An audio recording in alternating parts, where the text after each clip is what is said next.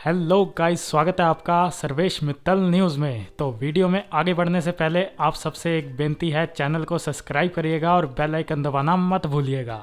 तो दोस्तों, अभी से कुछ घंटे पहले एक बहुत बड़ी खुशखबरी निकल के सामने आई है। हालांकि आपको याद ही होगा कि पिछले महीने मैंने ये खबर दी थी कि भारत ने बंगाल की खाड़ी में नो टाइम वार्निंग जारी करी है। और जैसा कि आप जानते ही हैं, इस तरीके की नो टाइम वार्निंग तब जारी करी जाती है जब फ्लाइट ऑब्जेक्ट का उस इलाके में परीक्षण होना होता है, जैसे कि ड्रोन्स, फाइटर जेट या फिर मिसाइल्स का टेस्ट होना हो। तो भारत ने उस समय वार्निंग तो जारी कर दी थी, लेकिन ये नहीं बताया कि जो फ्लाइट टेस्ट है वो किस चीज का होना है। पर उस समय बहुत सारे डिफेंस सोर्सेज से ये खबर निकल के सामने आ रही थी कि भारत हाइपरसोनिक व्हीकल यानी कि HSTDV का परीक्षण कर सकता है। तो खैर, DRDO ने कल इस टेस्ट को अंजाम दे दिया था, और जैसा कि सोर्सेज से सुनने को मिल रहा था कि हाइपरसोनिक टेस्ट हो सकता है, तो बिल्कुल वैसा ही हुआ है। तो चलिए अब बात करते हैं इसकी डिटेल की, आखिर टेस्ट कैसा रहा और कैसा नहीं। तो दोस्तों, पहली बात तो ये, भारत के हाइपरसोनिक मिसाइल प्रोग्राम के लिए इस टेस्ट का सफल होना बहुत ही जरूरी था, क्योंकि आज तक भारत ने जितने भी हाइपरसोनिक टेक्नोलॉजी के टेस्ट किए हैं वो सभी शॉर्ट ड्यूरेशन टेस्ट थे। ऐसे में उस दौरान हाइपरसोनिक टेक्नोलॉजी का प्रॉपर टेस्ट नहीं हो पाया था। इसका कारण यह है कि हाइपरसोनिक मिसाइल बनाने में सबसे बड़ी जो अड़चन होती है वो होती है हीटिंग।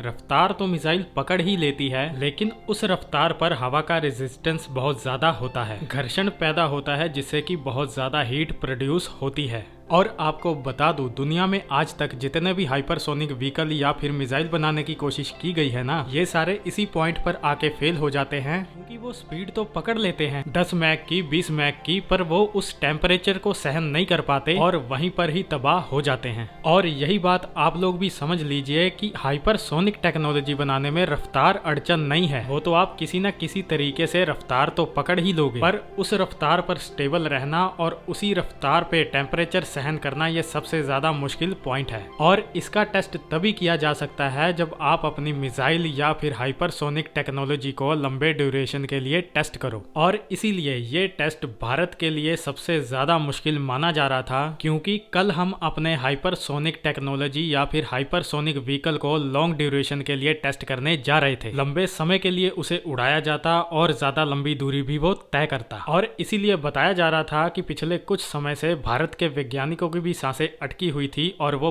काफी कड़ी मेहनत कर रहे थे कि ये टेस्ट बस किसी तरीके से कामयाब हो जाए। और जैसा कि आप स्क्रीन पे देख ही सकते हैं, ये डिटेल निकल के सामने आ रही है कि भारत की जो हाइपरसोनिक टेक्नोलॉजी है HSTDV, इसका पूरे तरीके से सफल परीक्षण हो चुका है। जो पैरामीटर इसे दिए गए थे वो सब इसने अचीव किए हैं। टेम्परेचर को सहन भी किया था, लंबी दूरी भी तय की थी और काफी लंबे समय तक इसने उड़ान भरी थी। और अगर इसकी रफ्तार की बात करें तो इसकी रफ्तार 2 किलोमीटर पर सेकंड की रही थी। बाकी इस पर अभी प्रॉपर डिटेल निकल के सामने आई नहीं है, और जैसे ही इस पर प्रॉपर डिटेल निकल के सामने आएगी तो मैं आपको वीडियो बना के जरूर सूचित कर दूंगा। फिलहाल तो हमें इस बात की खुशी होनी चाहिए कि भारत का अब हाइपरसोनिक मिसाइल बनाने का रास्ता साफ हो चुका है, और इसकी भी पॉसिबिलिटी बहुत ज्यादा है कि 2025 की शुरुआत में या फिर 2025 के लास्ट तक आपको made in India hypersonic missile भी देखने को मिले। तो दोस्तों, आज की वीडियो में इतना ही। मिलते हैं ऐसी ही किसी नेक्स्ट वीडियो में, तब तक के लिए पीस आउट एंड जय हिंद।